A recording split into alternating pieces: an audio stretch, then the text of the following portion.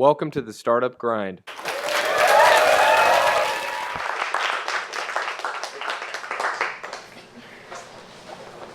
Hi guys. Hello. Hello. All right, so my notes are out of order. I just didn't realize that. So, usually in the interview I like to try to, have the audience get to know you. So I want to start with your background. And so where are you from and what did your parents do? Well, I'm from here. I was born in Stockton and I grew up in Sacramento. Yay. Went to Miraloma High School and UC Davis. So yeah, here. Wow, you're really Sacramento girl. Yeah. Let's see, my parents. My dad was a public relations guy for the California State Department of Fish and Game for many, many years. And my mom was an elementary school teacher. Is a retired elementary school teacher. Wow. Yeah. That's great. So, the other question I was into, what was your first job? Actually, I had a great first job.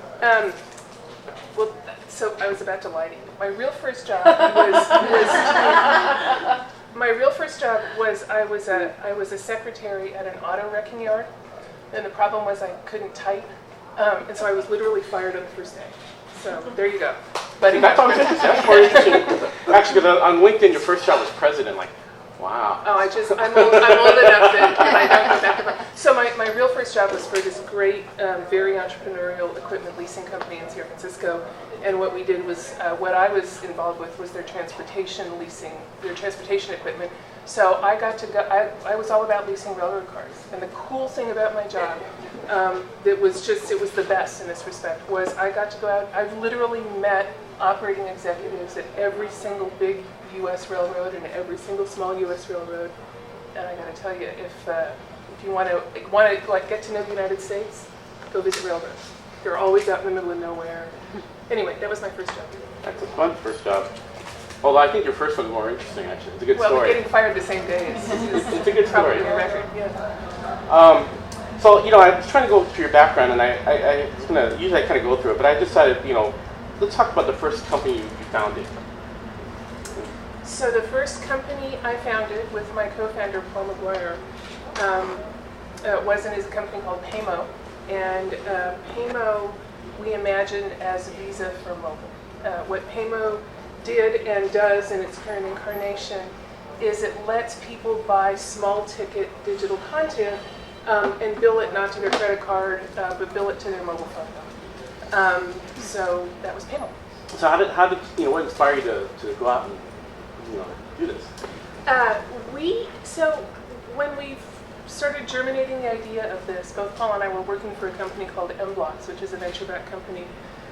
I was their chief financial officer and in charge of corporate development. Paul was their head of sales. And this was back in the days when cell phones and texting was just kind of, with cell phones and texting were just starting to happen. Right? In Europe, it was all over the place, and here it wasn't happening yet.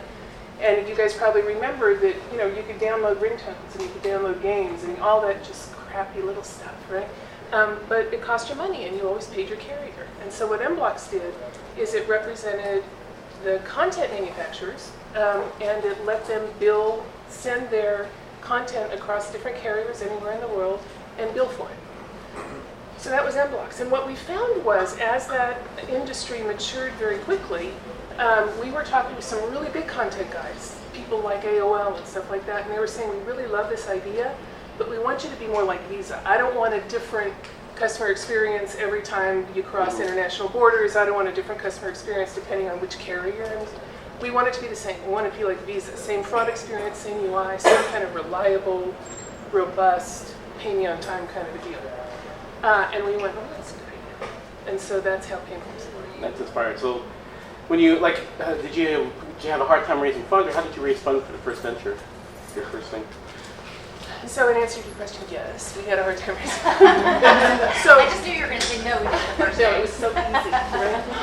No, so the interesting thing for us, we were right off the bat, we were a diverse, at least gender diverse team. Paul and I, he's a guy, I'm a girl. He lives in London and I live here in the US. And what was interesting about raising funds for us was most of the venture capital, as you guys know, lives here in the United States. It's just the way it is.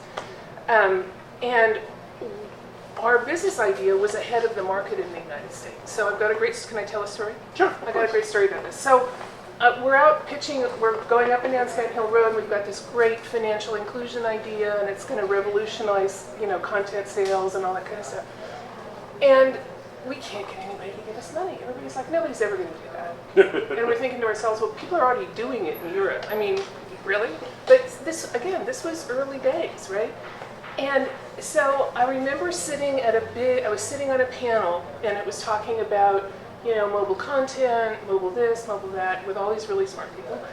And it came time to tell about our company, so I did, and there were all kinds of VCs in the room, and graduate students at Stanford and all that kind of stuff. This was at Stanford. And I give my pitch, and I'm all excited, and I sit back, and they're just like, no questions. Everybody in the room is just looking at me, right? And finally, one young guy in the back, and you look at him, and I'm like, thinking to myself, he's going to be a venture capitalist in about 3 years, right? He just has the look, right? and he stood up and he said, so I have a question for you. I said, sure. He said, why in the world would I ever use your product? Why wouldn't I just use my iTunes account? And I said, well, okay, let's go with that idea. You have an iTunes account. He said, yeah. I said, how do you fund your iTunes account? Like, how do you put money into your iTunes? Well, I use my Visa card. And I said, what if you didn't have a Visa card? And he went, everybody has a Visa card. And I thought to myself, you know what? We're not going to raise our first capital in the US. We're just not going to. Which is true. We were ahead of the market. So in every place else in the world except for the US, people really don't have credit cards so much, right? It depends on the country. They use their carriers for significant billing relationships. It's exploded everywhere but in the US. It finally caught up here. But what we did was we raised our first couple of $1 million in the UK. And with that money, we were able to get customers in the UK and customers in Europe and a couple of good customers in the US. And all of a sudden, the US guys were like, thank you, right? And actually, you can't buy physical stuff with iTunes either. You can't with iTunes. You can with our product. No, I'm just saying that was my other response. You can only buy content. Yeah, well, so, and it's gradually going in the direction of being able to buy physical goods. So you can now build, for example, if you're in Japan, you can buy physical goods with your carrier connection. I was thinking more like the iTunes part. Yeah, no, you're right. Funding was some of your challenges. Like, how did you go about marketing? How did you go about, expansion? That's usually the other challenge is how do you expand your business? So when you say, do you want me to talk about how do we go about growing our customer base, or how do we grow the business? So we had the very good fortune to launch our product, and it wasn't accidental. I go back to the conversations we had with some of the content providers before we started the company. We launched our product right at the time that mobile and online gaming was becoming huge. And one of the critical elements in a mobile or online game, particularly if you're a 12-year-old kid, is you don't want to stop the game. You want to buy a new tractor, you want to buy a new sword, I want to do it now, man. And I don't want to, if I'm a grown-up, I don't want to remember my credit card number. I'm a kid, I don't have a credit card number, but I know my phone number. So our marketing task, our customer acquisition model, was simply to look at who all the big gaming companies were. And we had the incredible good fortune of hooking up early with companies like Playfish and Zynga and people like that. The big players. Yeah. So at what point did you start, you had an exit, a pretty good exit. Like, how did that whole exit process Well, it was actually so in 2009, we were one of 3 or 4 companies doing this. And we had the opportunity to, one of our competitors, also in Europe, came to us and said, well, what do you say? Because they were running out of money. We weren't. We had really good relationships at that point in Silicon Valley. So we merged the 2 companies together. And we were able at the same time to take in a tremendous amount of venture capital on the back of it. We essentially took the 2 biggest players in the industry and put them together. And we got shares in the resulting company, obviously. And the resulting company actually is still private. But I'm still a significant shareholder, and It's now the world's largest independent carrier billing company. It's live in 60 plus countries, and it's running millions and millions and millions and millions and hundreds of millions of dollars across the top line. So stay tuned. So I guess you left the company. Is there a reason you left the company, or is like you just Sure. leaving your baby? Like leaving your baby in a way. Well, I think so. Yes, there's a reason I left, and I think there's an important thing to say about that.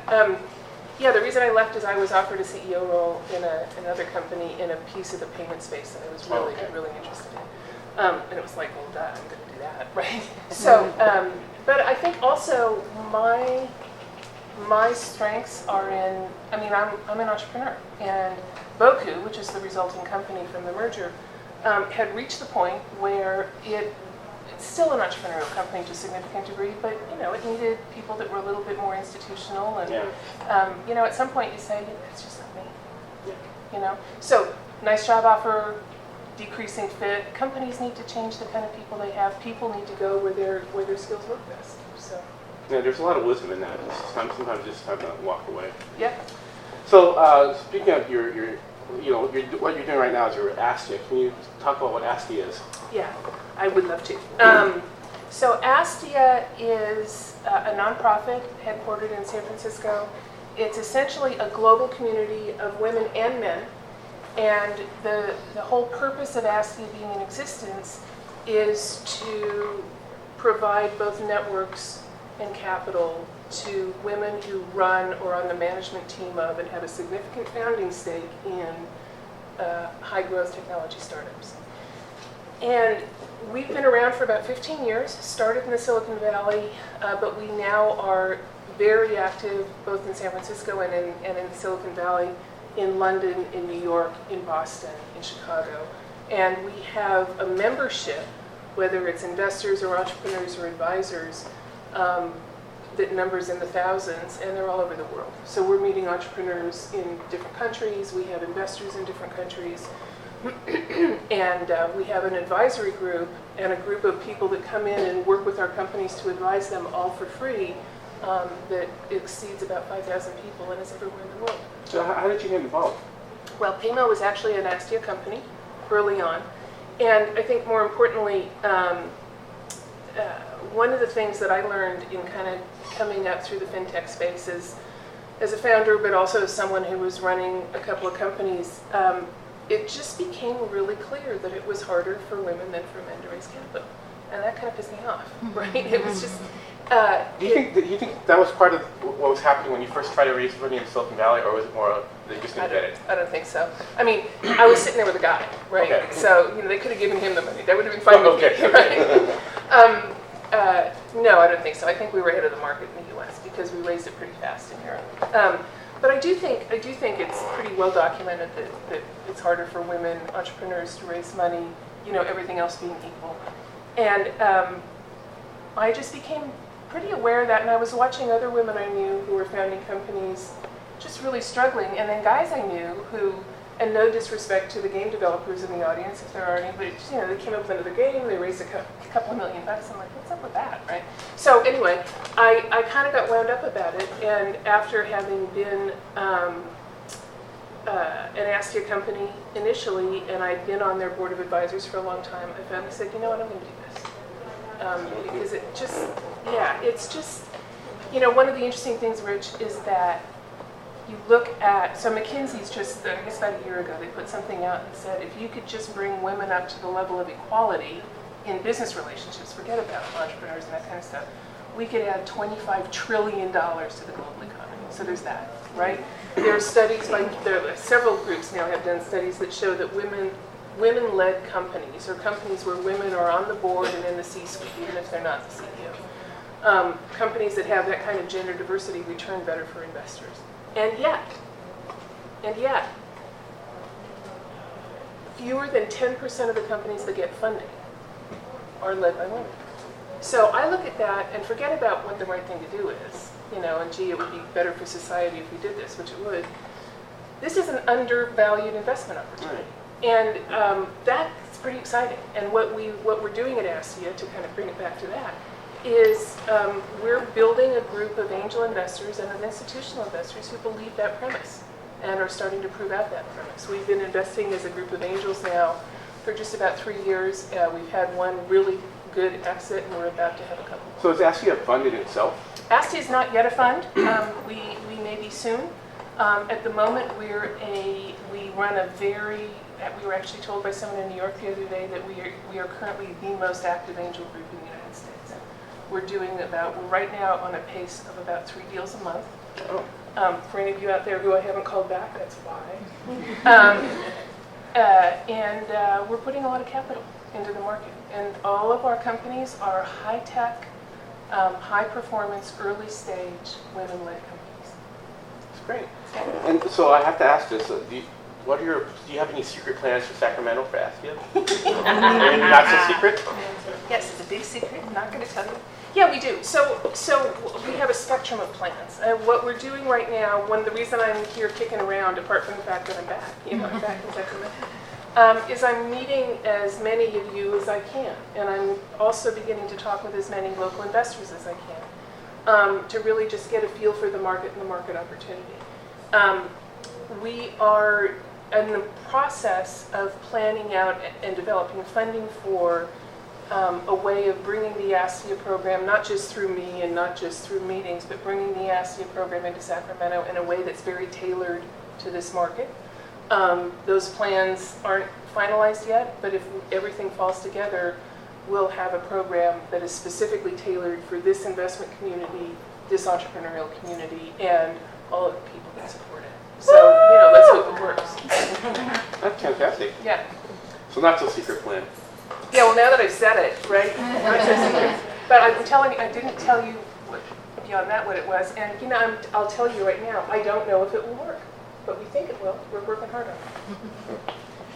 So you had mentioned, here's me. You mentioned some of the female entrepreneurs have a hard time raising funding. Are there any other challenges you see for female entrepreneurs, or you see personally? Sure. I was thinking about that before I came in today, and I was thinking, basically, some of the challenges of entrepreneurialism are just true whether you're a man or a woman, right? You're doing incredibly hard work for incredibly low pay, right? It's just, or no pay. And the chances of your company failing are higher than the chances of your company succeeding. So in a way, you kind of have to be in that job to do this. And so that's a challenge, right? How do you manage, the fact that you pretty much have to be the kind of person that hangs out over the edge and actually try to get your company to performance challenge. That's not gender specific. I think the other thing, a couple of things, just I'm going to rattle through them really quick, not gender specific, is the fact that you got to get yes out of a world of no. And that's hard some days, right? And then the last thing that's not gender specific is building a team. The more I'm involved with this and the more I meet people who are involved with it, what I'm becoming really confident of is that team is everything.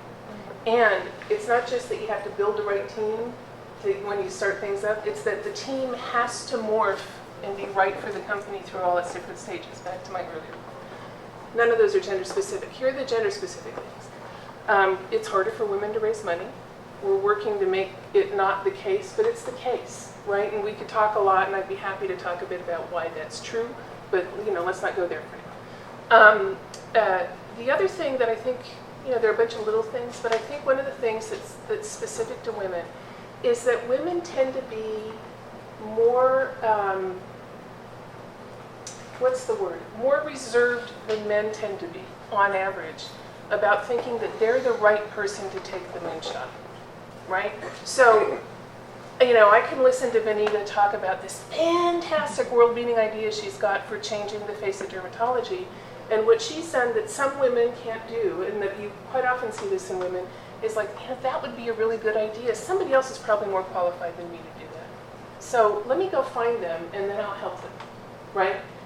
That tends to be what women do, and we see it in entrepreneurialism. We've also seen it, and we see it more frequently in politics, right? So there are times, right now, one of the reasons you have, and I'm just using this as an example, I don't want to get into politics, but you ask women why they don't run for office more often, and they always say, someone else is more qualified than I am. Maybe so, maybe not. But this is something that women do and men don't, and we got to step out of it. Is that, you think that's cultural, or you think that's more inherent, I guess? Or you think it's just, or maybe like do I think it's biological? Or, is that your question? Yeah, biological, or is it more like cultural, do you think?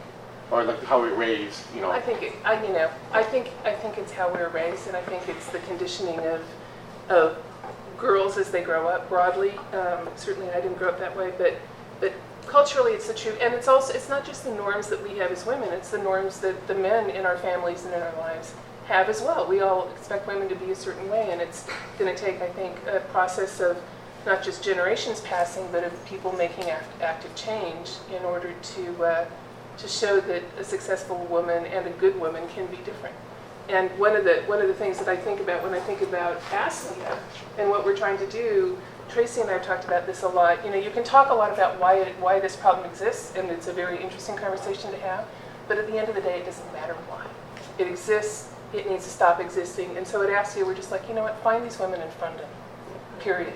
So I'm going to go off script a little bit. So I have a daughter. Don't do that. Oh my God. So I have a daughter, and I want her to grow up strong and independent. And I'm actually during the summers I'll bring her here to get exposure. But I'm still struggling. Like how do I, I treat both my son and her different. But I'm also trying to make sure that, I want her to be strong. I want her to grow up to be her own founder and her own CEO. But so like, what would you think about, if it's something that's inherent or cultural? What do you think? What would your advice be to sort of foster that? I'm going to use a phrase that people are using a lot when they talk broadly about racial diversity and in economic development around diversity in general. And I'm good because I think it's really applicable, and that is you got to see it to be it. Mm-hmm. And so, one of the challenges getting out of a sort of a diversity trap, whether you're a woman or a person of color, whatever, right? Is you have to believe that you can be the person you want to be. And one of the easiest ways to believe that is to see it. Is to see, these women here doing well and raising money, and see how they can be, outspoken and dream big and deliver against deadlines, and see that. So if your daughter can see that, not to be too prescriptive, but if you can make it part of your work and bringing her here, to show her, that's to show her women who can do that, I think that goes a long way towards it. Just models. No, I'm thinking I should have maybe let her. No, I'm thinking maybe I should have brought her tonight. Yeah, well, next time. And so what? Actually, going to this, we have. I know there's several female entrepreneurs here. What advice would you give them right now? In general, I guess. Well, so network. Right? One of the things that men and women tend to do differently, I didn't bring this up before, is that men have a more natural network these days in the Silicon Valley and in business in general than women do. Women tend, for the reasons I described a little bit earlier, to be a little bit more reluctant to say, hey, here's who I am, here's what I do. It counts. Network. And it may be different in some cases than the way your husband or your boyfriend or your male colleague does it. Doesn't matter. Network. That would be my first advice. My second advice is you got to come to grips as a CEO or as a founder of any sort who manages people and builds team and leads people. You got to come to grips with the fact that there are going to be people who don't like you. And this tends to be hard for women. It's hard for me. Turns out me neither. But for some women, it's hard. No, it actually was hard for me, first off, because we're trying to, we want to make people like. So my advice is don't be afraid to be a bitch. I mean, that's your job, right? But I think it's the... Well, that's interesting, because I've seen women, let's say if you have a man and a woman, and they have the same behavior. The man's considered strong, right, and the woman's considered a bitch. Right. And it's kind of unfair. I mean, it really is unfair. Yeah, it can be, yeah. And I think the proof's in the pudding. If you can deliver results in your company and results with your team, people will kind of get over it, right? I think the last thing is don't be afraid to dream big. I mean, the entrepreneurial journey, as most of you guys already know, is really, really hard, right? It's just really freaking hard. So you better be doing something worthwhile. Do something.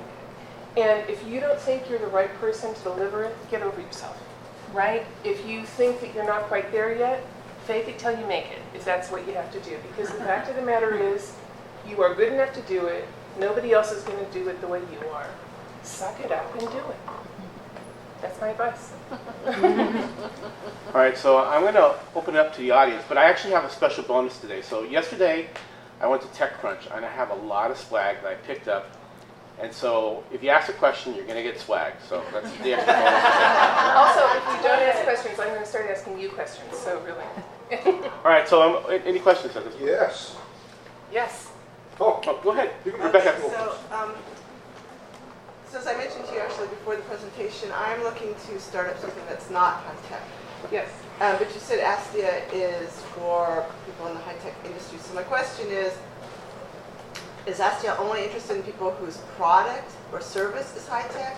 Or are they open to, or is the definition a little broader, and if you're using high-tech, you kind of If slip in? we look really carefully at and are involved in a number of companies that, by virtue of the power they get from technological platforms that they themselves have created or helped focus on a particular application, we work with companies like that a lot. So we work with a lot of marketplace companies who've taken basic technology and tweaked it for their purposes.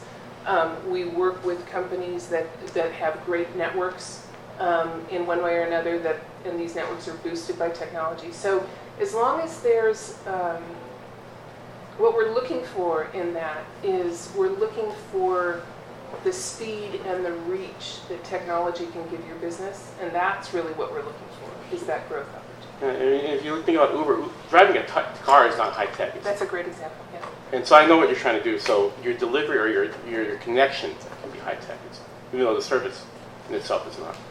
Ooh. That was my question. Next question. Come on.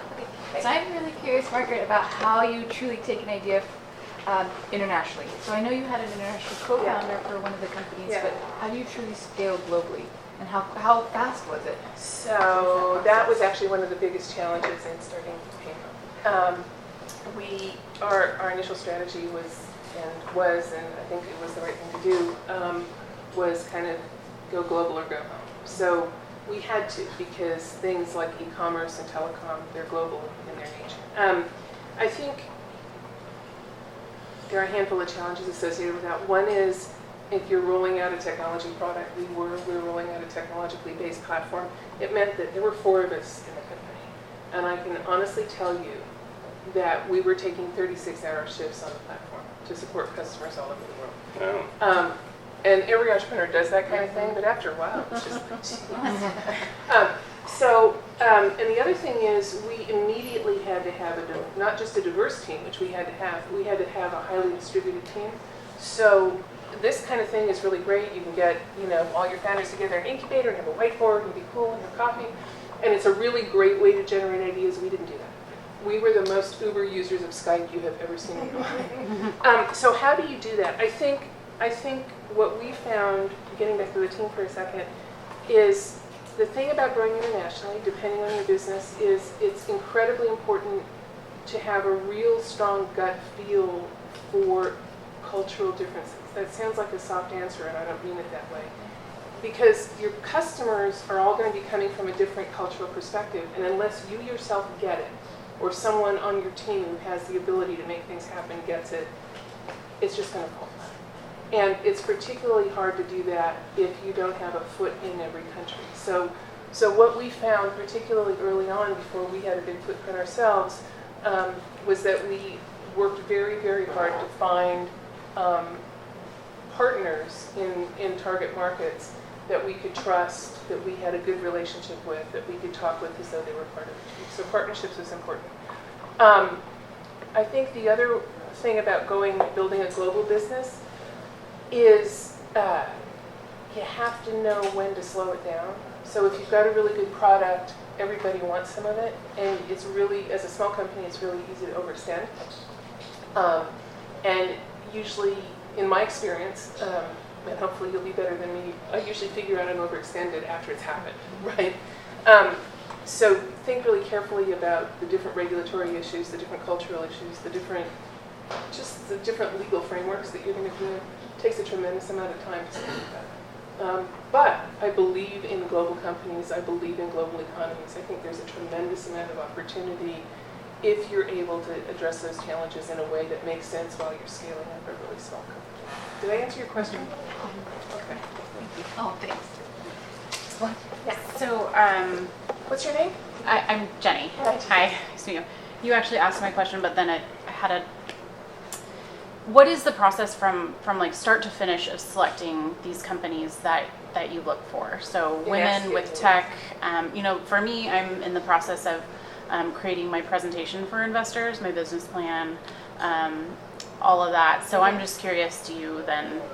What's the process from start to finish? What does it look like? Are you asking specifically about Astia or sort of generally speaking? About Astia. Okay. I'm just, yeah. Yeah. So Astia has a it has a unique process from venture investors and others in that we use a volunteer community to handle what we call our expert sift. And our expert sift is a process that I will explain to you. But what it's proven to do is that if companies successfully get through our expert sift, they statistically, 60% of them raise money within the year. So what happens, what we do, we don't charge people to apply to us. We don't charge entrepreneurs at any point in this process. We ask them to apply to us. We internally review their application, and we ask you all the obvious questions: your business model, your business plan, what your background is, et cetera, et cetera. And just to make sure that, this sort of is in the framework of things we're looking for. If it's in the framework of things we're looking for, then we go out to our advisory community, and this is the group of people I said is about 5,000 people all over the world. And what we do is a virtual screen of your materials. So, for example, I get calls to look at companies that are in the financial technology space, that are in the mobile space, that are in the e-commerce space. They say, Margaret, just take a look at this and tell us if you think this makes sense. Right? Does this company make sense? What are some of the pitfalls they might want to consider? Who else is doing that kind of stuff. So it's an industry screen. If your company gets through that screen, then we have it screened this time on a WebEx. So you're seeing the investors and they're seeing you by people who run companies like yours before. And they look for the operational characteristics of your company and for your background as an operator. If any of those come up short, what you've done or how you might do things to shore yourself up. At the end of the day, if it goes through that operating screen well, then at that point we get real as opposed to virtual, because all of this is done online. Because remember, we're involving people in this conversation that are all over the world. You get to the point where everybody goes, yeah, this is really an awesome company. We will invite you to one of our venture showcases. We host them on both coasts and in London and occasionally in Chicago and Berlin and places like that, regularly, at least once a quarter, sometimes more. And we invite investors we know. And we invite them because they like companies like yours and whoever else is presenting, and we ask you to present to them. And at that point, you usually do pretty well if you've gotten that far in the screen. That's how we do it. We are told it's a little bit more transparent than the classic call up a venture person and hope they call you back. It seems to be very successful. What we like about it is that all through that process, your company is connecting with people who might be able to help you.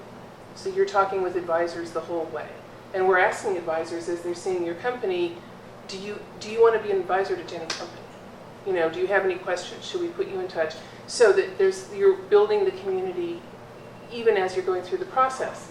The other thing that happens while you're going through that sifting process is we have a very big group of angels that I referred to, and they see all these companies coming through. So at any point in time, they could say, you know what, we kind of like the look of that, and they might invite you to come pitch to Astia Angels. And even if that doesn't work out, you'll get then their experience and input as investors as they review your deal. So that's kind of how it works.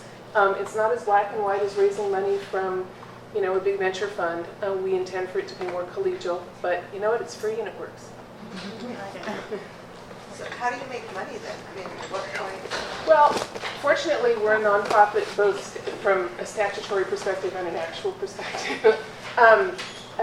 The way we are funded by organizations like Google for Entrepreneurs and Microsoft and people like that that are trying to encourage entrepreneurialism. We make money, other than our corporate contributions, we make money in two different ways. We make money from our angel investors who pay us to run their angel program. And if Jenny's company gets to, Series C and wants to raise a big $25 million round, we'll charge her a placement fee to help her raise her money. But I'm not kidding, we don't make all that much. Yes. So I actually got a couple of questions for you. All right, we'll start with one. So these are for existing companies with some kind of track record. This is not for startups. Is this for startups? Yeah. It is for startups. So you have somebody in the startup phase. They just have to have a potential for high growth. Yeah. So how do you determine that if you're in the startup phase? well, That's a rhetorical question. yeah. I'm just trying to figure that out. Okay, well, so let me give it a shot. As you know, the market is, like this on various industries and in various kinds of companies. What we try to do, and I think we do it pretty well, is stay in touch with what investors are looking for, certainly what our investors are looking for. And so with a company in one business, we could say, oh gosh, you're going to need to have revenue traction before we can even, move it along. You're a little bit early. Maybe we can introduce you to a couple of angels a little bit early. But it could be in a different industry, in a different market vertical, where all they have to have is a good idea, maybe a patent, and 3 really smart people, and we can probably get them some angel funding because it's a hot business. So part of our job, it's a hot vertical, I should say. Part of our job is to stay on top of what investors are looking for, because at the end of the day, what we're looking for is what's investable. Okay. No, it does make sense. Okay. And then the other question I had was, I know you've been in Sacramento and meeting a lot of people, and so what's your outlook for Sacramento, for the future Sacramento? And now I know there's some bias because this is your home, right? But what do you really think about Sacramento as far as being because they've had other speakers here, the speaker that kind of said stick to the cows, you guys are good at agriculture, you guys are good at the medical tech, that kind of thing. Insulting, rude, and yeah, were you guys here? inaccurate. Yeah, when he did that? Yeah. So what I'm saying is that I saw that and I said, okay, he was really, but coming from your perspective, how do you see Sacramento in this whole bigger picture? I'm stopping not because I don't have an answer, but because I'm trying to sort where I start with my answer. So I'm just going to pick a place and start. I think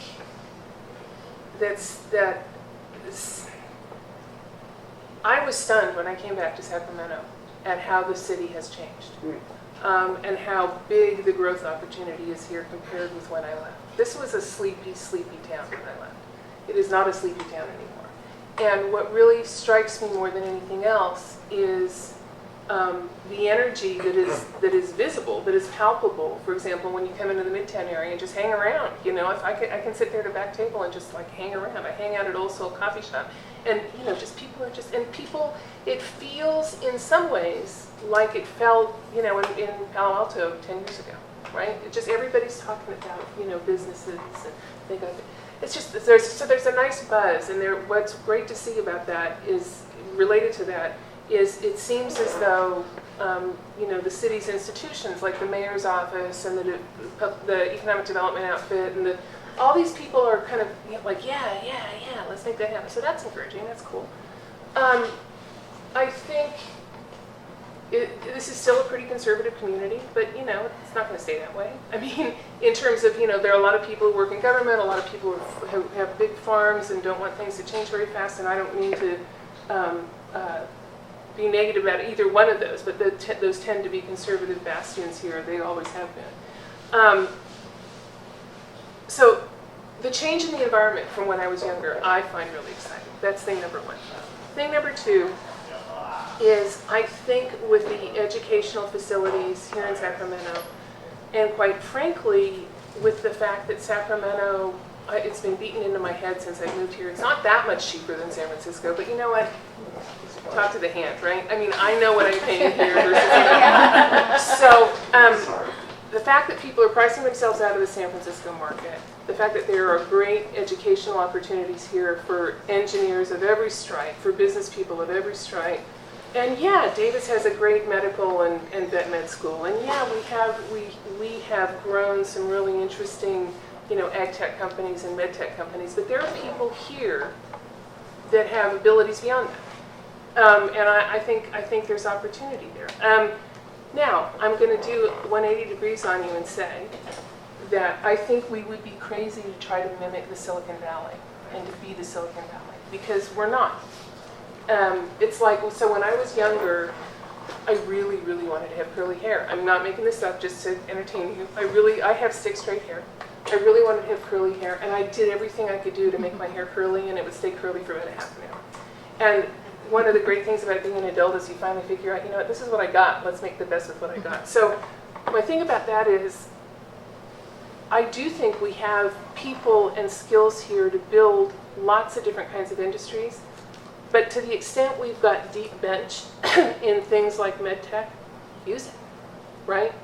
I don't think that's the only place we should be investing our money, but I think it's worth acknowledging that we got curly hair, right? To the extent that's true, let's use it. Let's make it worth something. Let's not, I would hate to see Sacramento try to be Silicon Valley. Not. Why be Silicon Valley? We can be better. Here, here. Did I answer your question? No, you did. I just wanted your perspective Yeah. on it. Yeah. So, any other questions? Greg? What are some of the characteristics of male leaders that you've met that really promote diversity? That's a great question. That's a beautiful super question.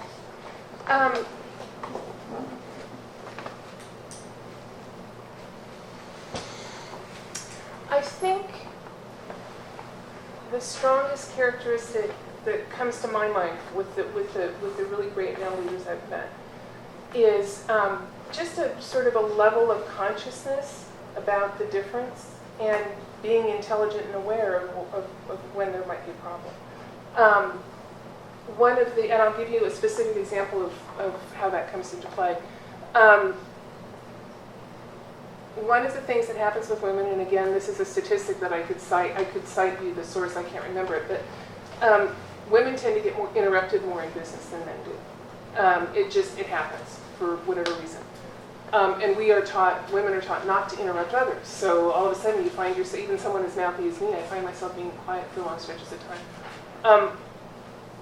One of my best male colleagues was aware that that was happening and would say, Margaret, I'm not shy about breaking into conversations, but he would help me when that happened. It's that kind of awareness, that's just an example, of the fact that there could be a problem and that their job is to, or their desire is to bring out everybody's contribution, right? Apart from the awareness thing, I think the only other thing I would say, and it's kind of related to awareness, is, I was talking about cultural sensitivity as being key to building a global business. I think cultural sensitivity, quite frankly, is key to being a great leader, whether you're a man or a woman. But I can't, those are really the things, right? The awareness, that is huge. It is. Thank you. Well, so just one more thing on that topic. Some of my favorite fellow entrepreneurs who are men say, hey, you know what, it doesn't matter if you're a man or a woman. What just matters is, are you the best person for the job? And like so many things, and you hear these men often say, well, I couldn't find a woman for the job. These are smart, nice, brilliant guys, right? Nothing wrong with them, except for the fact that their awareness is in the toilet, right? So what they're not realizing is the reason you're not seeing women for the job, the reason you're not seeing women to invest in, the reason, it matters who's doing it, you need to open your eyes and look for somebody that looks different than the person you're used to seeing succeeding, right?